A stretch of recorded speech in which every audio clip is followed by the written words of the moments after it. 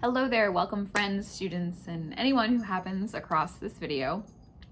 Today we're going to be doing some breathing exercises. So we're not going to make any sound here we might do some phonation, but we're not going to do anything focusing on vowels or anything like that. We are just focusing on breath today and the breathing mechanism. Again, I want this to be more of a collection of exercises, and I'll explain a little bit as we go. But these are all really, really great things to do to practice just controlling your breathing muscles in general, outside of even involving the resonance, tone, anything like that, just setting up a successful breathing mechanism. You can probably see my cat in the background as well, who is trying to distract us. So we're just gonna blow on by that. So she might make more appearances as we go through this. So what I'd like to do first is just talk about the breathing mechanism in general, right? So as singers, what we have to do is when we are breathing in, we expand our ribs, we allow our diaphragm to come down, and we just feel very full in general. As we exhale, we have to have an active exhalation, which is not something we do or practice in our day-to-day life. In our day-to-day life, we breathe in, and then we breathe out, right? And as you can see my ribs collapse, you can see my belly go in.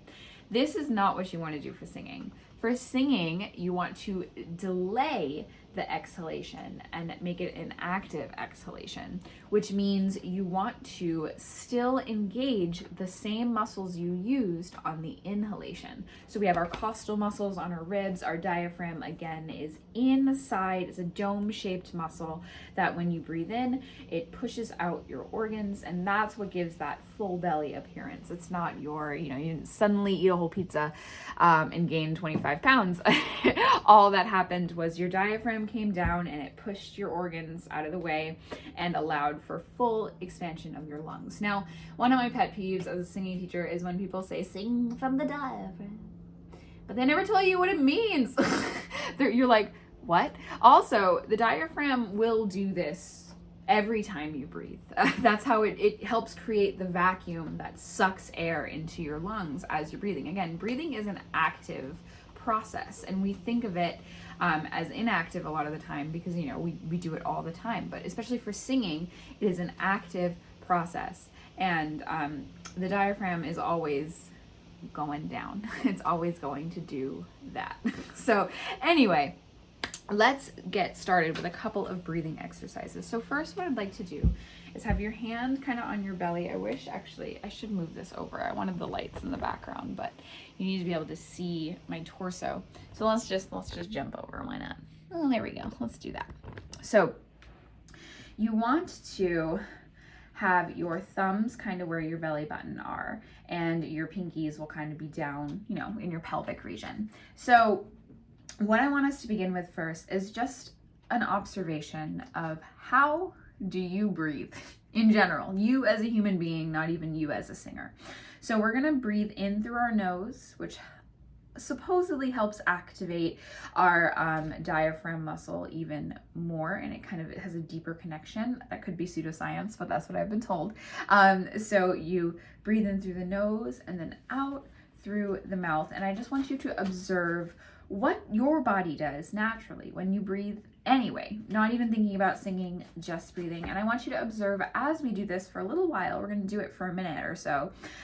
Does your breath deepen the longer you do it? Are there tensions that kind of release? A lot of us, in this culture, we tend to hold our bellies in. We tend to, try to alter our appearance. So I want you to let everything go and just observe how you breathe normally. So belly buttons, fingers, thumbs on your belly button, and then your pinkies are kind of down. And I just want you to observe.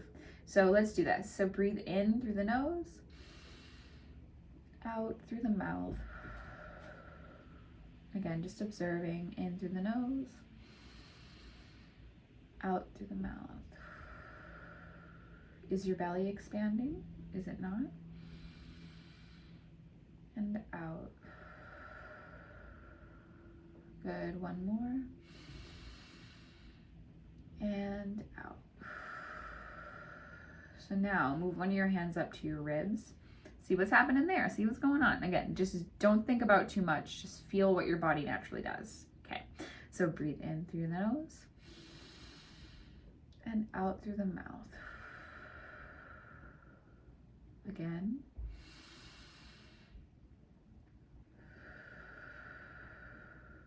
One more. And out. Good.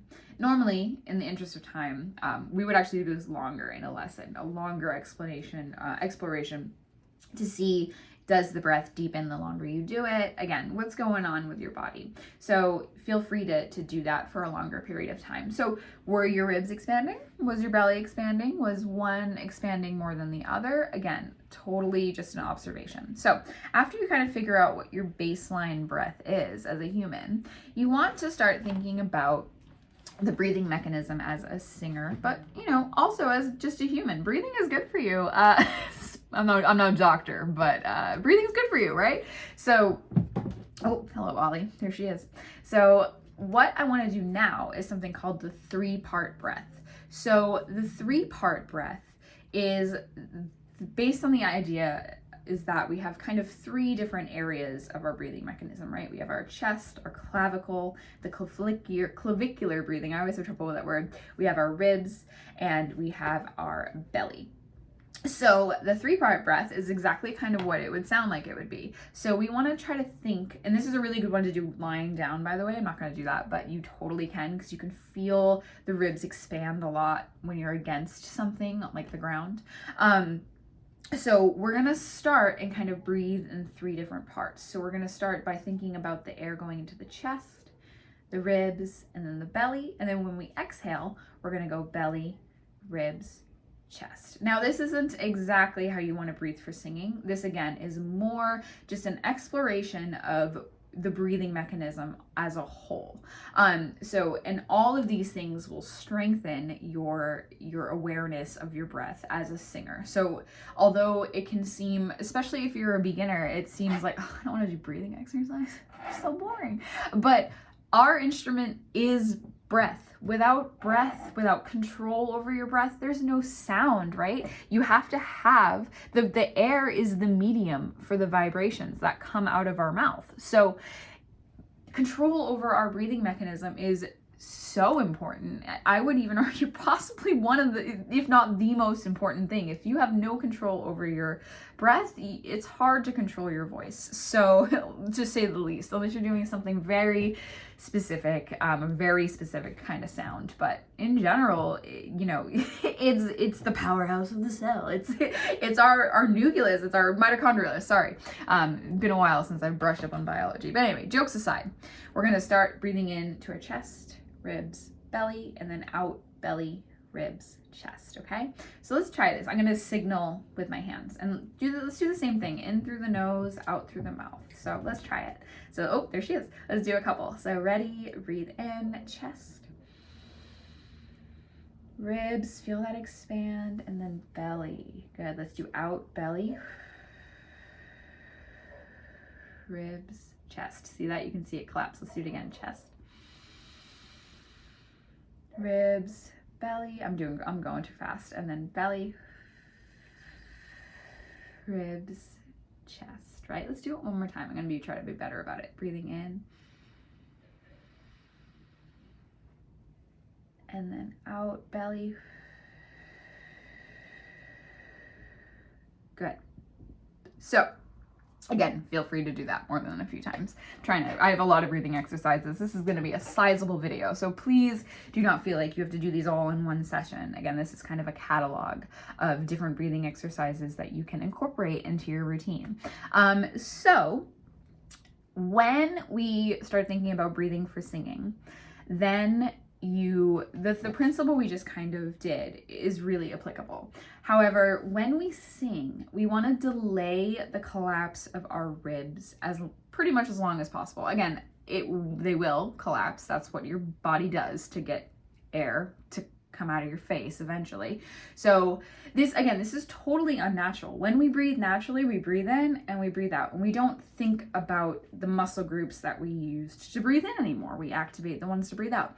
But in singing, we still activate those inhalation muscles as well to try to keep the ribs expanded. So in the exercise we just did, I'm going to back up even more. So you can actually see I'm not even breathing.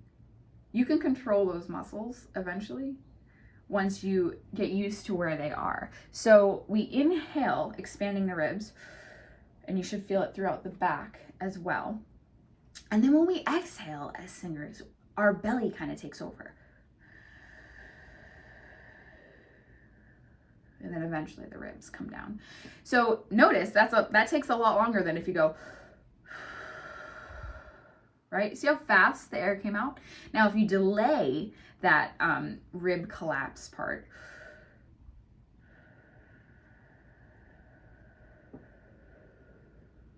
you have a lot more control over your air. It takes a lot longer to come out of your face because your ribs aren't pushing on your lungs for it to come out. So coming from the 3-part breath, you want to also think about that. So let's try a little bit of phonation, or actually let's start with a hiss. So now what I want you to do is we're going to breathe in, and you can start breathing through the mouth if you'd like, mouth and nose ideally at the same time. I'm still working on that too. It feels real weird. But you want to breathe in, hold, and then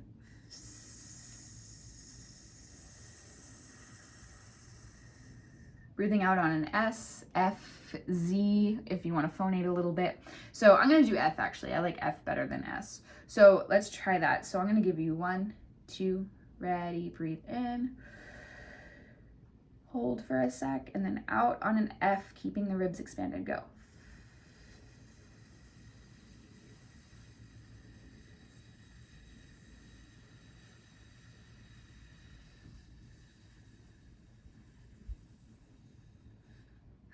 So again, you don't have to go as long as I just did. It's unnatural. This is not, I mean, it's not unnatural because, you know, you can still do it, but like it is not how we breathe normally. So if it feels a little weird, that's totally fine. If you've already been studying with me for a while, we've done a bunch of this kind of stuff. So I'm sure it doesn't feel too weird to you anymore. But let's keep going. So the other really important part about breathing and singing is not even just about the, you know, inhalation, exhalation in a long kind of sense like we just did. So we also use our breathing mechanism for shorter sounds, so, and consonants as well. So the exercise I want to do now is what I call the repetigas, and I will say I'll credit Carol Master Domenico, was my voice teacher in grad school, and she showed me this exercise, and I've been using it ever since. So when we have different consonants, we feel those consonants corresponds to a muscle in our body. So I call it the bouncy spot. So it's not, I mean, it does bounce, but it's your solar plexus, epigastrum kind of area. Now, if you poke right here and go, ha, ha, ha, ha, ha, just laugh at me, go, ha, ha, ha, ha, ha, you should feel a little bounce, right? There's a little ha, ha, ha, he, he. Especially when we giggle, we laugh, we do this all the time, and we don't even think about it. So this is how we should support quicker sounds or consonants. So the exercise, if I was a prepared human being, I would have written this down before this moment, but it is a series of consonants. A couple of them are vowels. And the goal is to keep your ribs expanded and feel the support of the epigastrum, but not, you know, push too much air, because that's a whole other thing too. Like, you can have all the air in the world, if you're using too much of it, it's not gonna feel great either. So it's about efficiency and consistency more so than amount of air. But anyway, so, oh, sorry, you gotta see it. So, rapatica, not supposed to make sense. It is just a series of different sounds, and you can do this spoken as well as on a pitch on the piano. So let's just try it spoken first. And again, what you're gonna do is that same little bouncy spot. Rapatika. With my students, I have you guys try to get up to twice, sometimes even 3 times in a row without taking any breath. If you can do this without your ribs collapsing and running out of air, you're in pretty good shape in your breathing mechanism. So let's try that. So again, we're going to, I feel like Vanna White or something, like a knockoff Vanna White. So ignore the solfege, that was from earlier. Or, don't ignore it, embrace it, whatever. So let's have one hand on the ribs just to kind of, or you would probably have 2 hands. Let's hold your body a little bit so you can feel what's going on. So I'm going to give you a count off. You're going to go 1, 2, ready, breathe, rapatika. Please roll your R's if you're able to. If you're not, don't worry about it. But ideally you want to be able to do that anyway. So let's try it. So a 1, make sure you can see. Okay. A 1, a 2, a ready. Rapatika. Good. How'd you do? Notice again, when I breathe, you saw it. I'm sure I did. And then when I started making sound, my bounce is not really perceptible from the outside anymore. Rapatika. But I will let you know I can feel it. It's not as perceptible because, again, my muscles are strengthened to the point where they stay expanded and the bounce is really, really small. At first, this is going to be difficult for you. So your ribs might look something like this. Again, you don't want it to be that visible. You want it to be expanded and rapatika. We want them to re-expand. We don't want rapatika. But rapatika. And ideally, you don't want them to bounce too much at all. It should be really more in the epigastrum rather than the ribs. Rapatika. Again, it's really, really small at this point for me. So this is a great one. For the more ambitious, let's try it twice in a row. I'm going to kick up the tempo just a little bit for you, a little handicap there. And let's see if we can make it through. So again, don't breathe in between. So it'll be rapatika. About that speed, okay? A 1, a 2, a ready, breathe. Rapatika. Rapatika. Good. And you should still have a little bit of air left over, maybe, ideally.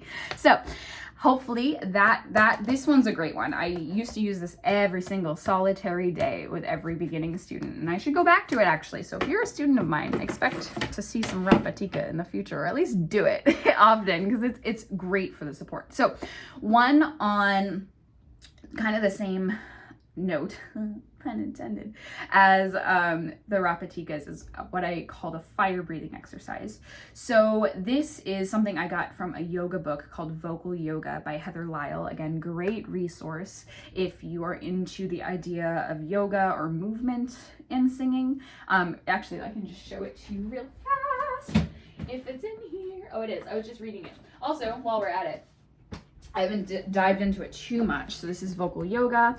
And then this one's a new one by Claudia Friedlander, Complete Vocal Fitness. Again, if you're just into the idea of how fitness and singing kind of correspond and go hand in hand, again, no, I am not trying to make that into a deeper level. But our instrument is our body. And the more you understand and are comfortable in your body, the more mindfulness, the more access to your breathing mechanisms and the corresponding muscles that we need for singing, the better you will be as a singer, in my opinion, honestly. And that has nothing to do with body shape, I must say. Body shape, the way you appear, that has nothing to do with your ability to control those muscles. I'm just gonna say that flat out. So, not talking about your appearance or your size, anything like that, just your internal fitness as it corresponds to these muscle groups. That's all. So really good books if you are interested in that kind of thing. So this next one, fire breathing exercise, we're gonna have a pulse, kind of like what we just did. So we're gonna breathe in, open everything. Again, you should, once you get good at it, you should be able to see it. You should be able to really feel and see that expansion through the back and through the ribs. So again, that's what you really, really want to strive for as a singer. But you're gonna stand, and then you're gonna try to keep that expansion and pulse little like air pulses. Again, you'll feel that kind of tiny little bounce like the rapatica. And again, keep the ribs expanded. So don't go,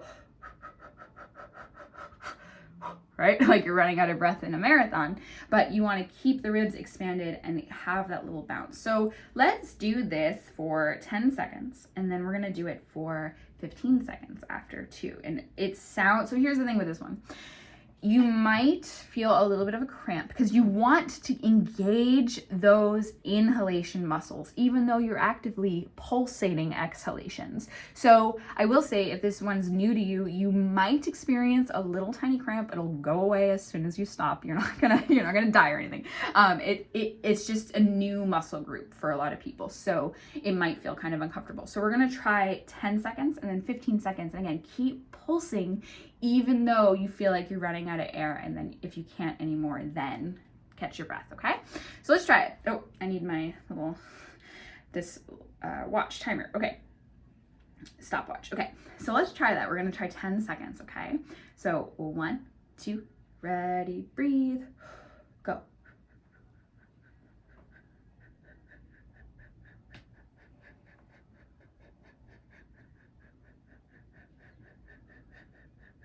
Good, that was 10 seconds there. So how'd you do? Feel okay? Did you get the little crampy? Let's try 15 seconds. Again, it doesn't sound like a very long time, but if you haven't done this before, I gotta say, the first time I tried this, I got to like 8 seconds and I was like, oh, what's happening? So don't feel bad. I've been doing this a lot, and every exercise I do with my students in class, like if they're doing it, I'm doing it. I don't just tell them to do it. So I get a little bit of practice myself. So let's try 15 seconds, okay? Same thing. So 1, 2, ready.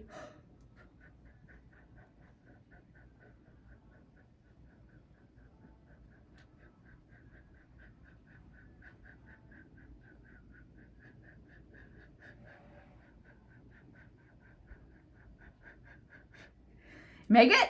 It's a good one. It's honestly, I don't get the cramps anymore, but when I first started doing that one, it kicked my butt. So don't feel bad if it kicks your butt too. You're like, is breathing could be this painful? Not painful, but you know, it's engaging these new muscle groups. So that's a really, really great one.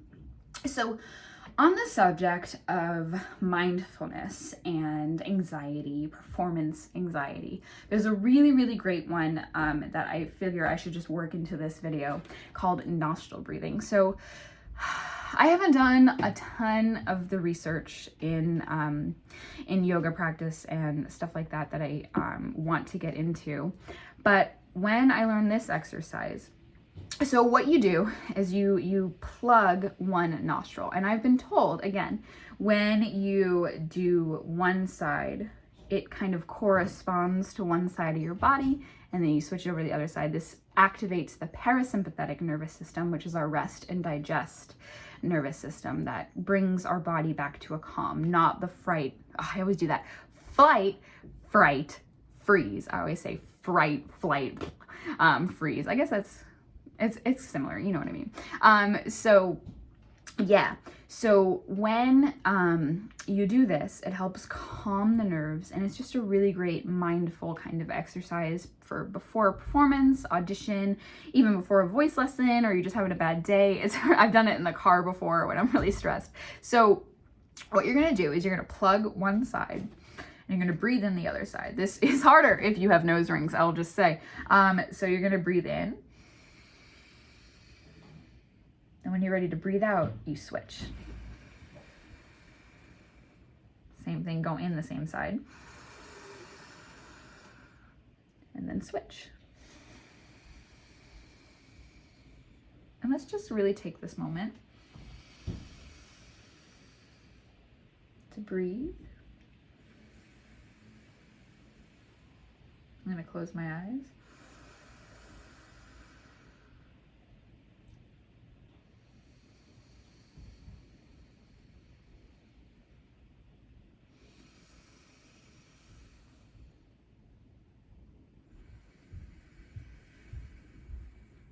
Let's do one more.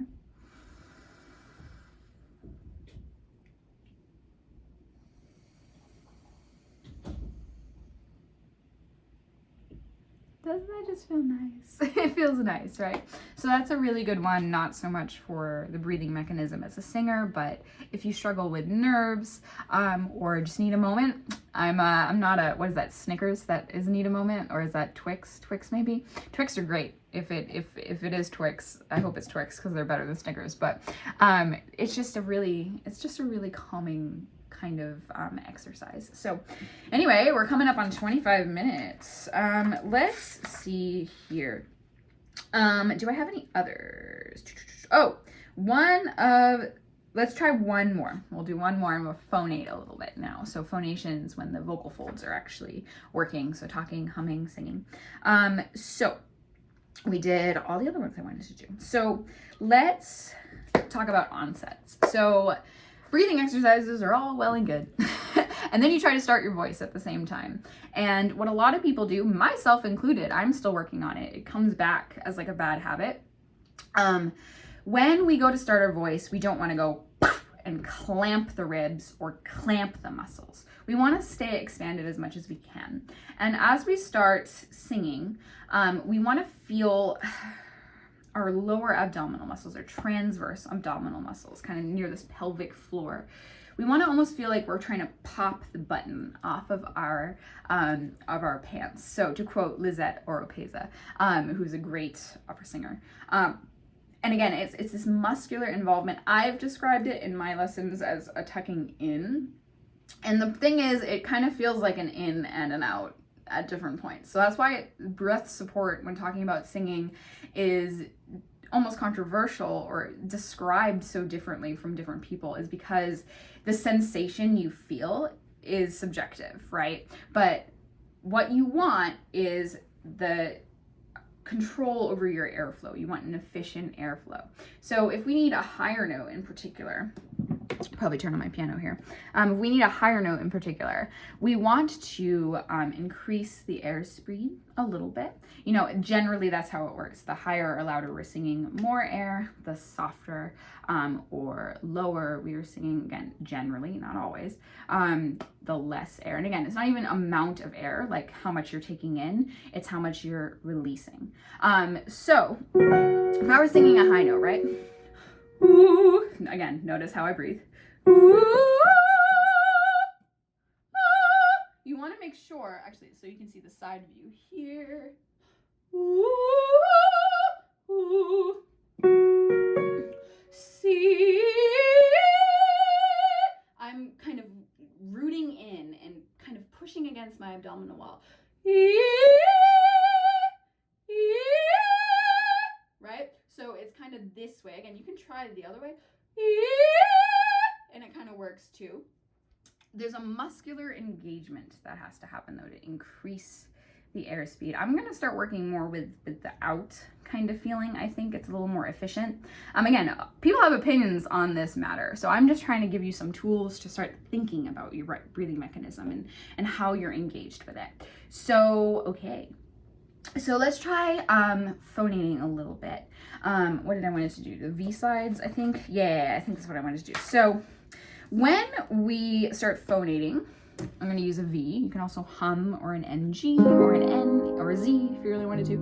I like V's. So we're going to do really simple. If you're male or low voice. Down there, right? So what I want us to try is you're going to breathe in. And again, notice when I breathe, my face engages. My inside, you want to make space. We haven't even talked about a lot of the nuances of breathing. We've just kind of talked about the mechanism overall. And again, I should say, I meant to say this earlier, our breathing has 3 stages. We have inhalation, a rest, and then an exhalation or a pause. In singing, we call this the suspension or the appoggio. We want to kind of delay exhalation, like I was saying. So there are 3 phases to the breath in general, though, in just life anyway. So anyway, back to this. So we're going to do, and I want you to see if you can keep expanding. And then as you get up to that higher note, let's say we want to increase the air pressure. So try to feel because it's a higher note and we want it to be louder maybe. So you want to feel like you're kind of pushing out against your G button. So we have something like this. Let's keep going. And up. And the reason it kind of feels like out and in is because when you push out, the upper muscles kind of come up and in. So it's kind of both at the same time. Another thing you can do real fast, beep, that kind of feeling, beep, how the belly kind of comes in. That's kind of a tuck as well. And we would do this for accents. A hook is what some people call it. Ha, ha, ha, ha, ee, right? It's kind of like yoop, right? So there's that, and then there's also kind of the lean into it. So, which is what you want to do more for a more consistent airstream, more efficient airstream. If you do the hook, it's more for like an accent or a louder, like a specifically maybe just one louder note. So anyway, I'm rambling. So let's keep going. So I'm gonna go up some half steps here.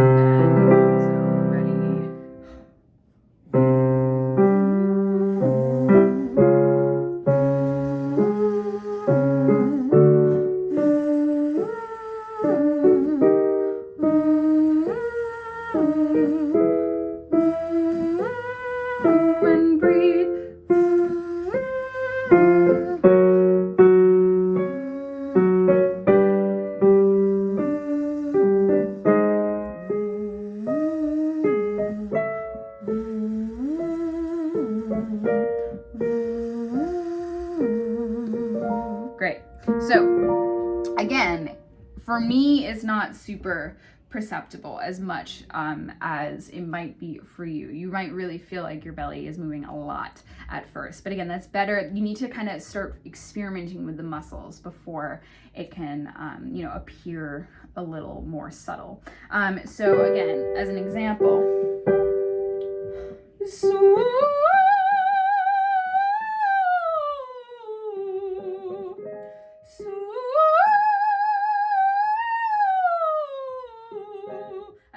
today, to be honest, but again, I'm keeping all these muscles engaged. It feels like you're doing a sit-up. It feels like you're doing an ab exercise because again, we're trying to keep the air in here and let it out in a trickle, in a controlled, efficient trickle. So I think we've covered quite a few things today. Sorry, we got 32 minutes of me talking at you. What else is new? So one thought I would like to leave us with is ultimately the optimal breath you want to take is for the sound you're about to make. Again, there's a lot of nuance in singing and nuance in music. It's not exactly the same all the time. I've had choir directors tell me the breath should be rhythmic, which I agree with. And I've also read the opposite.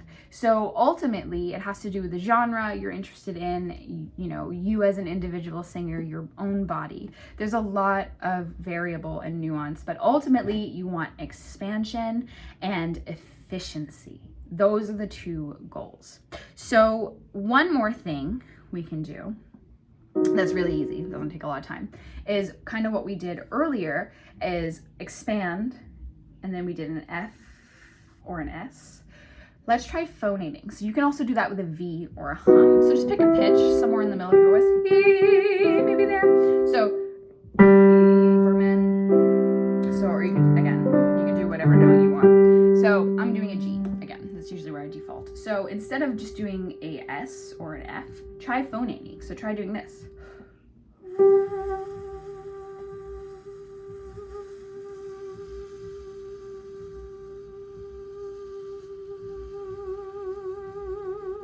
And see how long you can do it. Again, you might feel air pressure because you're building up subglottic air pressure because again, most of the air is in here and you're passing it through your vocal folds and your vocal tract. So you can try that with a hum too. So ready.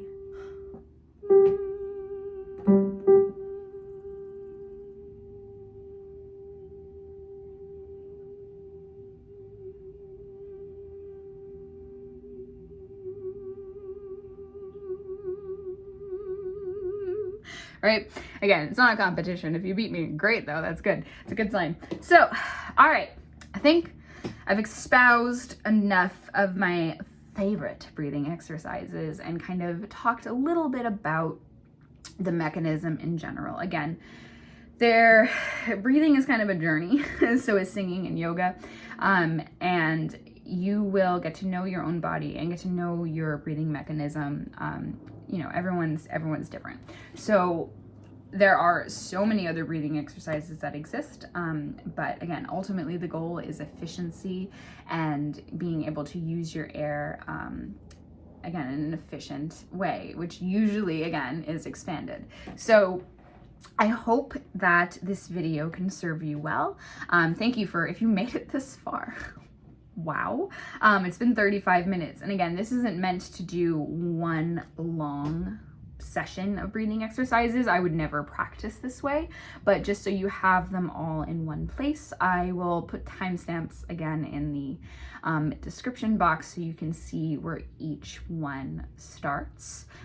So if you want to come back to it and use the video as a guide, this is gonna be a monster upload, but I will see you guys later. Thank you for listening if you got this far, and happy breathing.